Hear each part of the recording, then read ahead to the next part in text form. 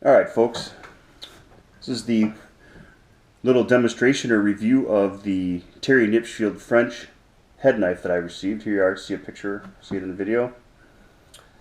As you can see, the knife blade versus the handle is slightly offset, and this allows different cutting positions for different tasks while cutting leather. In this position, you can rock the blade forward, make for a nice smooth long cut.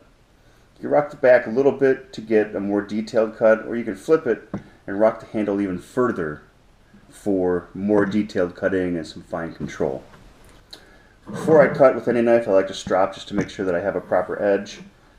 So for those of you who are better at stropping than I am and don't like my technique, feel free to give me a better idea, but it seems to be working for me. Just flip the knife, make sure that each section of the surface gets done at least once. I have a combination of green and black rouge on my strop just because, oh, who knows why. Alright, so starting with a piece of 6-ounce leather, we'll start with just some basic cuts. Nice and smooth, goes right through. Nice smooth arc, take a look at that. You've got very, very, very easy control, keeping your fingers out of the way. You can go really slow with this knife. The control and the feel in the leather is consistent, and that's really important because you don't want it jumping around. Now you can see the nice arc cut that I made on that. The reason that the ability to go slow is so important is that you're going to find inconsistencies in your leather. You're going to end up with some that has higher rawhide content in the middle, or it's not tanned consistently throughout the piece of the leather. Generally, down near the belly is where you find the most inconsistencies. Sometimes it'll be very soft, sometimes there'll be like lumps of rawhide in there that make the knife want to jump up out of the cut that you're doing. This is why it's so important that you don't cut with a knife in front, because if this blade comes up and you're pushing in this direction, obviously we all know what's going to happen. Let's take a look at skiving. I like to skive on the grain side if possible. I think it's a little bit smoother and it gives a little bit more control. This knife allows you to get a very nice shallow angle. You can switch the blade over, which is a nice thing about a knife with this shape, is that as one side gets a little bit dirty, or let's say dull, as it goes through use, you can flip it over and have another cutting edge or another cutting surface.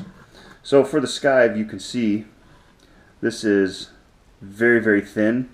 That was on the grain side. If we flip it over to skive on the flesh side, it is a little bit more difficult, which is why I like to start on the grain side if possible, but you can see that the knife has got no problems creating a nice feathered edge. It's very easy to control, and for any of you that have tried to use a super skiver and you know how much of a pain that is, these things are invaluable. And as I've said in numerous posts, the worst piece of advice I ever got from a leather worker was don't get a round knife for a head knife. They're dangerous, they're too hard to control, and the learning curve is too steep. Stick with a super skiver and a box knife.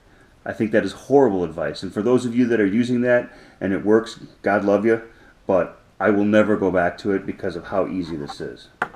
Alright, switching to a piece of 10-ounce leather, 910 I use for my holsters.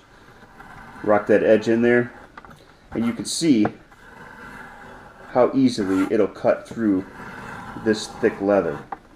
It'll also cut the curves very easily, and if you're trying to make holster patterns and you've got those tight, intricate turns, a knife like this that you can rock back and make those super tight cuts like around the trigger guard, etc.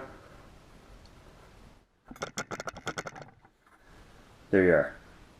Now, some of the unevenness of this cut, I'm rushing for purposes of demonstration, but a lot of this can be taken care of when you edge it and sand it and get ready for assembly. But you can see that tight arc, which I would like to see anyone do this as quickly and easily with a box knife or a razor knife cutter, what I just did there. If you're not convinced after you've tried one of these, I don't know what to tell you, but I will never go back. This knife is really, really great. It fits my hand perfectly.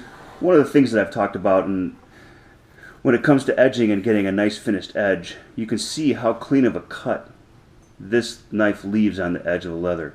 If you start your edge finishing process with an edge cut like that, you're going to find that your edges are much smoother. They're going to look way more professional, and that's yet another reason to have a good quality cutting instrument such as a Terry Knipschield or a Josh Fields or a Leather Wrangler's knife, all of which will do these same things. Thanks for listening. Hope you enjoy it. Feel free to ask any questions that you may have.